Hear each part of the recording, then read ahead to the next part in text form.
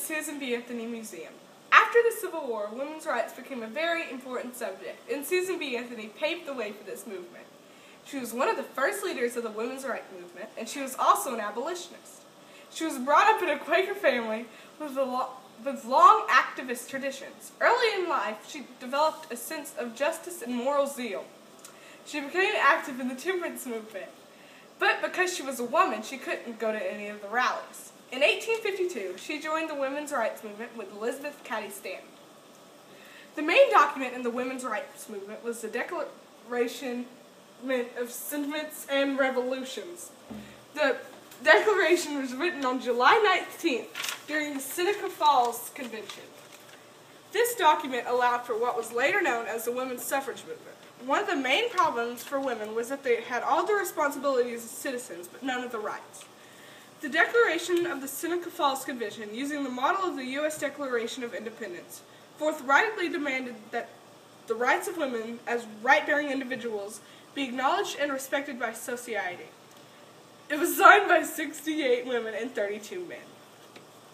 Susan B. Anthony wrote in her diary about important things that had happened recently. In one, she wrote about the assassination of President Abraham Lincoln and the events that followed. This was important because it shows the condition of the country at that time of the movement. It showed how the event changed the pace in the movement and the unfolding events following, like bringing the Vice President Andrew Thompson in as the new president. It also showed how sad it was at the time. They had lost a great president. Probably one of the most amusing things that Susan B. Anthony did was dress up as a man and vote. On June 19, 1873, a day after Justice Warren Hunt found Susan B. Anthony guilty of federal crime of voting without the right to vote, the judge denied her lawyer's motion for a new trial. Then, before the pronouncing sentence, Hunt asked Anthony a routine legal question. Her reply has become one of the best-known texts in the history of women's suffrage. Susan B. Anthony had been planning to vote long before 1872. She would later state that, "I have been resolved for 3 years to vote at the first election when I had been home for 30 days before." Anthony had taken the position and argued it wherever she could, that the recently adopted 14th Amendment gave the women the constitutional right to vote in federal elections. The amendment said that all persons born and naturalized in the United States are citizens of the United States, and as citizens we were entitled to the privileges of citizens of the United States. To Anthony's way of citizens, those privileges certainly included the right to vote. Many people think the Declaration of Sentiments and the Declaration of Rights of the Women of the United States are the same. They're not. On July 4th, 1876, during the centennial celebration of the Declaration of Independence, a National Women's Suffrage Association adopted a ringing Declaration of Rights of the Women of the United States. The association sought equal rights for women, and particularly the right to vote. Almost 30 years after the Seneca Falls Convention, Elizabeth Cady Stanton authored the Declaration of Rights of the Women of the United States with Susan B. Anthony and presented uninvited at the centennial celebration in Washington, D.C. One of the important things said in the document was, "It was the boast of the founders of the Republic that the rights for which they contended were the rights of human nature. If these rights are ignored in the case of one half of the people, the nation is surely preparing for its own downfall. Governments try themselves. The recognition of a governing and governed class is incompatible with the first principles of freedom. Women have not been a heedless spectator of the events of this century, nor a dull listener to the grand arguments for the equal rights of humanity. From the earliest history of our country, women have shown equal devotion with man to the cause of freedom and have stood firmly by his side in his defense. Together they have made this country what it is. Women's wealth, thought, and labor have cemented the stones of every monument man has reared to liberty." The History of Women's Suffrage was a book that was edited by Susan B. Anthony. It stated that some men didn't like women having rights. In the preface, the author states that, although the continued discussion of the political rights of women during the last 30 years forms a most important link in the chain of influence tending to her emancipation, no attempt at its history has been made. This means, more simply, that no one has wrote about the history yet, so we will. Women's suffrage has done a lot of great things for America. It has given everyone the right to vote. But unfortunately, some countries still don't have women's rights. A major global women's rights treaty was ratified by the majority of the world's nations a few decades ago. Yet, despite many successes in empowering women, numerous issues still exist in all areas of life, ranging from the cultural, political, to the economic. One of the most influential things that Susan B. Anthony did was make speeches. They paved the way for women's rights. One speech that stood out was organization among women as an instrument promoting the interests of political liberty. The program of the World's Congress Auxiliary at the World's Columbian Exposition opened on May 15, 1893, with a 7-day World's Congress of Representative Women, drawing some of the largest audience of any Congress and crowding the new Art Memorial Building, now the Art Institute. The program provided hundreds of simultaneous sessions, many of them focused on a particular organization or profession of women. On the evening of May 20th, Anthony addressed one session of what was called the General Congress on the topic of organization. She shared the stage with several other speakers, all addressing the subject from different vantage points. 3,000 people found space in Washington Hall to hear her. After her persecution for illegal voting, Susan B. Anthony made a petition and sent it to Congress. True to her word, Anthony never paid a penny of her fine. Her petition to Congress to readmit the fine was never acted upon, but no serious effort was ever made by the government to collect it. Anthony tried to turn her trial and conviction into political gains for the women's suffrage movement. She ordered 3,000 copies of the trial proceedings printed and distributed them to political activists, petitions, and libraries.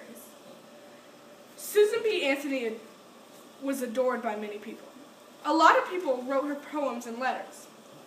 One poem that stands out in particular is to Miss Susan B. Anthony on her 50th birthday. It's about everything that she's ever done in her life.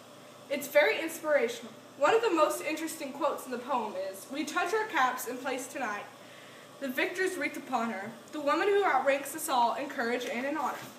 While others in domestic broils have proved by word and carriage that one of the United States is not the state of marriage. She, caring not for loss of man, nor for the world's confusion, has carried on a civil war and made a revolution." When Susan B. Anthony attended primary school in New York in the 1820s, her instructor refused to teach her long division. Like most people of the day, he believed too much knowledge would cloud a woman's mind and make her less fit for homemaking and motherhood. That experience was one of many that would lead Anthony to devote her life to fighting for suffrage and other rights for women. Shy, terrified of public speaking, and embarrassed about her plain looks, Anthony was a reluctant rebel. But she would mature into an outspoken advocate of women's rights, traveling worldwide for nearly half a century, campaigning for equal rights. Anthony visited Washington Territory in 1871 and embarked on a 2-month tour to help train and educate local suffragists. She spoke before the legislature in October and succeeded in getting a suffrage bill introduced, although it failed. Her visit drew extensive comment from the local press. One newspaper called Anthony a woman of more than ordinary ability, whose appearance before the legislature should be ample warning to take the cause seriously. Another paper tried to use her appearance and marital status, she was single, against her, calling her an old maid who has never kissed a man over 2 years old. A Seattle paper perhaps best captured Anthony's impact, labeling her a revolutionary, aiming at nothing less than the breaking up of the very foundation of society. As you can see, Susan B. Anthony was a very important and influential person. She was very determined, and nobody could stop her. Her cause was very great, and it took a lot of work to get started. Along with activist Elizabeth Cady Stanton, Anthony founded the National Women's Suffrage Association in 1869. Around this time, the two created and produced The Revolution, a weekly publication that lobbied for women's rights. Later, the pair edited 3 volumes of the history of women's suffrage together.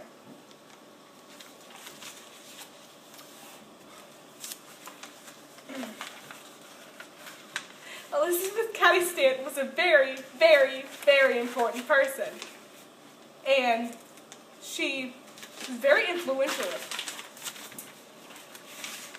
After 72 years of progress and women's struggling, the 19th Amendment to the Constitution of the United States was finally ratified, granting women the right to vote nationwide. Though countless women fought the many battles for women's rights, only a handful stand out in people's memories. When these bold women took a stand and made themselves heard, they encouraged hordes of women to participate in their stand for equality.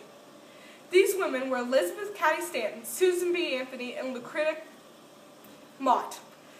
Without their motivation to conduct and follow through with the actions needed to be taken in order to give women the equal rights they were entitled to as American citizens, women today may not have much say in education, politics, laws, or even in the home. Do you guys have any questions for me? Yes.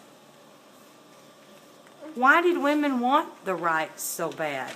Well, because everyone needs a say in government, no matter their gender, race, or religious preference. And why did Anthony get heavily charged? Well, when Anthony was in the trial, she was a woman, so she really couldn't speak, and she actually spoke out. So that makes the judge really mad, so they gave her a lot of money as a fine. So why did men join the women's movement? Some men were in the right mind state, and they wanted women to have rights because they thought that they were smart and able and people like us. And that's it for our tour. Feel free to take a quick look again over our little thingamabobs. And thank you for coming.